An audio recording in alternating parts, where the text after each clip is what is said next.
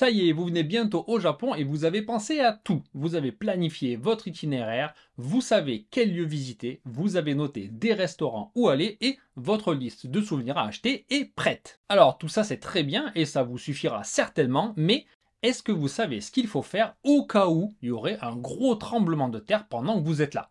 Ben oui, parce que qui dit Japon dit bien entendu sushi et manga, mais aussi séisme et typhon, et j'en passe. Et ça peut très bien vous arriver pendant vos vacances, votre PVT ou même votre visa étudiant. Alors, si vous ne savez pas du tout ou si vous n'êtes pas sûr de ce qu'il faut faire en cas de séisme, je vous conseille de bien vous installer et de regarder cette vidéo jusqu'au bout. C'est pas très fun comme sujet, je sais, mais je me dis qu'il vaut peut-être mieux que vous perdiez quelques minutes maintenant à regarder cette vidéo jusqu'à la fin et à être prêt en cas de souci une fois ici, plutôt que de vous dire bah ça n'arrivera pas, c'est bon, et une fois sur place d'être complètement paniqué ou même carrément de vous mettre en danger si tout se met à trembler autour de vous.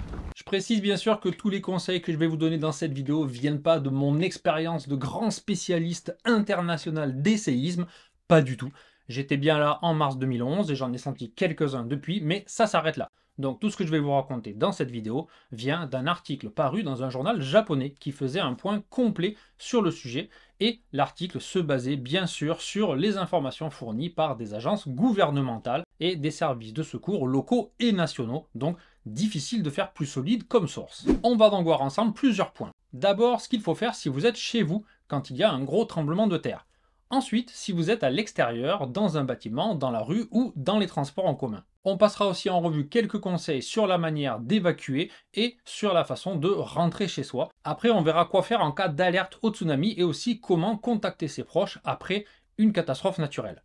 Et enfin, il y aura quelques conseils utiles pour bien se préparer à un séisme. Avant d'attaquer avec le premier point, inutile de vous dire que tout ça c'est au cas où il y aurait un énorme séisme, comme en mars 2011 par exemple. Dans 99% des cas, et heureusement, ce ne sera pas aussi grave et ça ne sert à rien de s'affoler en général. Ça va trembler un peu et puis ça va passer, c'est pas la peine d'en faire des tonnes. Et comme pour tout le reste, le premier et peut-être le meilleur conseil que je peux vous donner, c'est de regarder les Japonais autour de vous et de faire la même chose. S'il y a des alarmes qui sonnent partout pour prévenir d'un séisme, mais que tout le monde continue sa vie comme si de rien n'était, c'est pas la peine de vous jeter sous une table. Par contre, si vous voyez que les Japonais commencent à stresser, à pas être tranquilles, inquiétez-vous et c'est là qu'il faudra vous souvenir de tout ce que je vais vous raconter maintenant.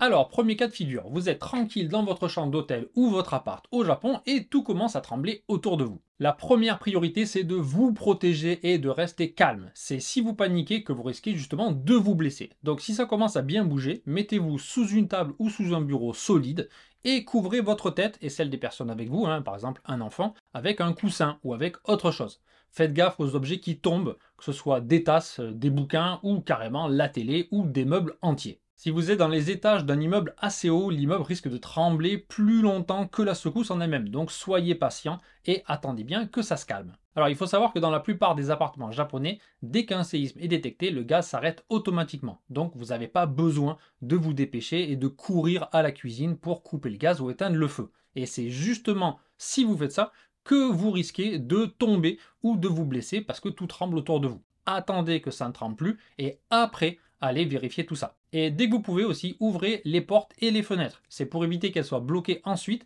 à cause de débris ou de dégâts carrément à la structure du bâtiment et que vous vous retrouviez bloqué à l'intérieur. Deuxième situation, vous n'êtes pas à la maison quand le tremblement de terre se produit. Alors, si vous êtes dans un immeuble avec beaucoup de monde, il y aura sûrement un rush vers les escaliers et les sorties, mais il vaut mieux être prudent et attendre les consignes.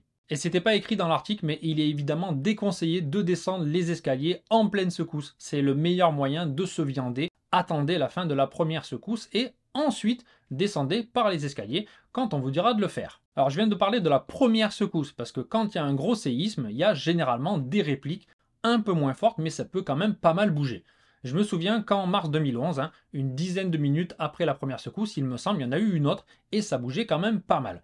Alors moi j'étais déjà à l'extérieur, j'étais devant la gare et les fils électriques balançaient vraiment dans tous les sens. Donc inutile de vous dire que quand il y a un grand tremblement de terre, tous les trains sur toutes les lignes sont arrêtés pour plusieurs heures pour vérifier que les voies ne sont pas endommagées ou qu'il n'y a rien qui est tombé dessus. En 2011 par exemple, le séisme a eu lieu à 14h46 et la ligne que je prenais n'a pas remarché jusqu'en toute fin de soirée. Du coup j'avais passé la nuit près de mon école parce que j'étais en cours dans une école de japonais au moment où c'est arrivé et je suis rentré le lendemain matin. Si vous êtes dans un ascenseur, appuyez tout de suite dès le premier tremblement sur tous les boutons pour sortir à l'étage le plus proche et éviter d'être coincé pendant peut-être des heures à l'intérieur. Bien sûr, dans un bâtiment ou dans la rue, c'est la même chose, il faut faire attention à tout ce qui pourrait vous tomber sur le coin du nez. Que ce soit des meubles, des panneaux, des débris de fenêtres ou des arbres ou quoi que ce soit d'ailleurs. Et puis si vous êtes dans la rue, ne restez pas collé près d'un distributeur de boissons ou d'un muret en pierre. Ça pourrait se renverser ou s'effondrer sur vous. Maintenant, si vous êtes dans le train ou le bus par exemple, tenez-vous fermement à une barre ou allongez-vous si vous pouvez pour être prêt en cas de freinage d'urgence. Si vous conduisez, ralentissez, mettez vos warnings et rangez-vous sur le côté avant d'éteindre le moteur. Alors si une évacuation est nécessaire, il est aussi recommandé de laisser la clé sur le contact et les portes ouvertes pour que les secours puissent déplacer votre véhicule et éviter ainsi que les rues soient bloquées. Voilà.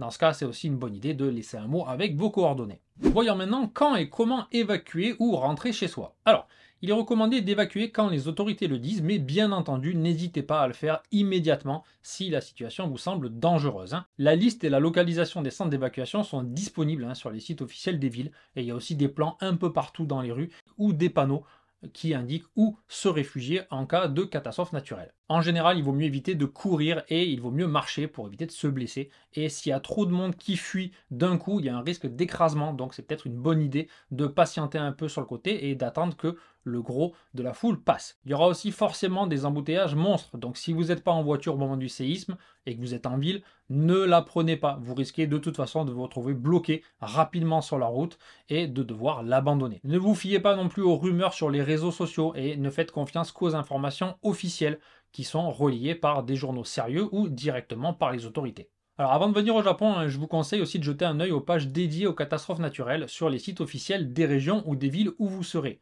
Il y en a pour à peu près toutes les grandes villes, toutes les grandes régions, donc ça peut être intéressant de les lire avant d'arriver. Maintenant, peut-être le plus important, que faire en cas d'alerte au tsunami? Parce que c'est bien sûr ça qui a causé le plus de morts en 2011. Le séisme en lui-même n'avait fait que très peu de victimes. Alors, première chose à faire, celle-là je pense que vous la connaissez tous, vous éloignez des côtes et vous réfugiez le plus en hauteur possible. Idéalement sur une colline et sinon au sommet d'un bâtiment en béton qui résistera, on l'espère, au tsunami. Très important aussi, on n'y pense pas forcément, éloignez-vous des rivières. Il y en a partout au Japon et le tsunami les remonte et les fait déborder et donc c'est extrêmement dangereux de rester près d'une rivière. Logiquement, après un gros séisme, l'agence météorologique japonaise émet une alerte au tsunami dans les 3 minutes qui suivent la secousse, donc vous serez vite informé si un tsunami est à craindre et surtout vous connaîtrez sa taille. Des fois il y a des alertes au tsunami de 40 cm, donc là à moins d'être sur la plage ça va, mais si l'alerte précise qu'il sera grand ou extrêmement grand, barrez-vous le plus vite et le plus loin possible. Alors attention, ça ne fonctionne pas toujours, si l'épicentre est près de la côte, les alertes arriveront peut-être trop tard, donc il est conseillé de se mettre à l'abri dès qu'il y a une grosse secousse. Voilà, quand on est près des côtes, c'est une bonne idée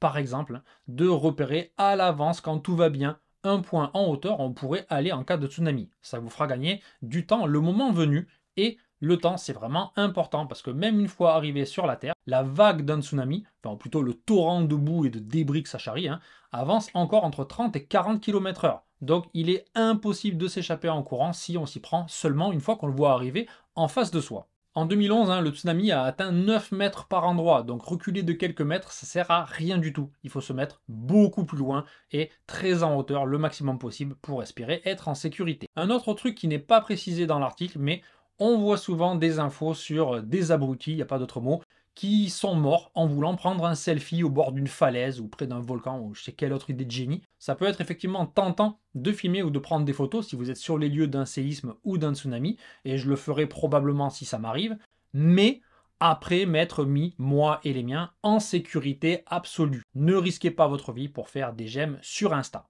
Alors je pense que ce que je viens de dire a fait sourire pas mal de monde, mais surtout quand on est touriste ou étranger, qu'on n'a jamais vécu de séisme fort, on peut trouver ça rigolo et pas saisir vraiment ce qui se passe. Je vais être honnête avec vous, en 2011, quand ça a tremblé, moi j'étais en cours à l'école de japonais et je rigolais bêtement avec un autre mec de ma classe sous le bureau parce qu'on ne savait pas du tout ce qui se passait ni si c'était normal que ça bouge autant. Donc sur le coup, presque personne au final n'a eu peur. Puis quand on a vu la tête de la prof et ensuite quand on est sorti, qu'on a vu les images à la télé, on riait beaucoup moins. Tout ça pour vous dire que ça peut arriver à tout le monde de prendre un séisme à la légère. Et même aux Japonais, il n'y a qu'à voir certaines vidéos de 2011, il y a des gens qui faisaient des trucs mais vraiment super dangereux. Alors que ce sont des Japonais qui habitent près des côtes et que toute leur vie, ils ont entendu parler de ça. Donc voilà, si vous êtes étranger, c'est pas du tout loufoque de penser que vous pouvez vous dire oh ça va, c'est pas très grave, c'est normal. Non, soyez prudent. Alors le séisme et le tsunami sont passés, mais maintenant comment contacter vos proches pour leur dire que tout va bien et savoir aussi si eux sont sains et saufs. En général, le téléphone est vite saturé, donc c'est rapidement mort et le meilleur moyen reste bien sûr le net et les réseaux sociaux si ça fonctionne encore. Je me souviens qu'en 2011, quand il y a eu le grand tremblement de terre, moi j'avais qu'un portable à clapper à l'époque, mais j'ai pu joindre ma femme tout de suite après la première secousse. Mais par contre, quelques minutes plus tard, j'ai réessayé de la contacter par téléphone et c'était complètement impossible, ça fonctionnait pas. Internet risque d'être aussi rapidement saturé, mais vous aurez peut-être plus de chances de vous connecter. Pensez aussi à vous balader avec une batterie portable et que vous en ayez une ou non, baissez tout de suite la luminosité de votre téléphone pour faire durer sa batterie plus longtemps. Voilà, c'est pas un truc révolutionnaire, mais on n'y pense pas forcément quand on est pris dans un tremblement de terre. Alors sinon, je ne connaissais pas, mais il existe un système qui s'appelle le Disaster Emergency Message Dial et qui permet de laisser et d'écouter des messages pour ses proches. Alors, je ne l'ai jamais utilisé et j'espère que j'aurai jamais à le faire et vous non plus. Mais apparemment, il faut simplement composer le 171 et suivre les instructions. Il y a une notice complète en anglais disponible sur un site que je vous mettrai en description. Il y a aussi une version de texte à une autre adresse et dans les deux systèmes, en fait, comment ça se passe? Vous pouvez enregistrer votre numéro de téléphone et laisser un message. Et les personnes qui connaissent votre numéro de téléphone peuvent les consulter. Voilà, c'est quand même très pratique si vous avez un numéro de téléphone japonais. Enfin, un dernier moyen plus simple, si vous devez évacuer et quitter votre domicile, c'est de laisser un post-it ou un mot sur la porte ou ailleurs, au cas où quelqu'un viendrait vous chercher chez vous parce qu'il n'est pas arrivé à vous joindre après le séisme. Dernier point de cette vidéo, comment se préparer à tout ça? Alors, déjà, il est recommandé, et beaucoup de témoignages le confirment, de discuter avec les membres de sa famille sur les moyens que vous utiliseriez pour vous contacter s'il y avait une catastrophe. Par exemple, un des systèmes dont je viens de parler. Dites-vous aussi régulièrement où vous iriez et d'autres infos qui pourraient vous aider à vous retrouver. Il y a beaucoup de gens qui ont survécu au séisme de 2011 et qui disaient regretter de ne pas l'avoir fait. Plus concrètement, il y a aussi le fameux sac que tous les Japonais et les résidents doivent avoir chez eux au cas où et qui contient le nécessaire de survie en cas de séisme ou d'autres catastrophes comme les typhons. Alors on peut en acheter des déjà tout faits un peu partout, sur internet ou dans des magasins. Alors ça coûte pas non plus une fortune et ça vous servira peut-être jamais,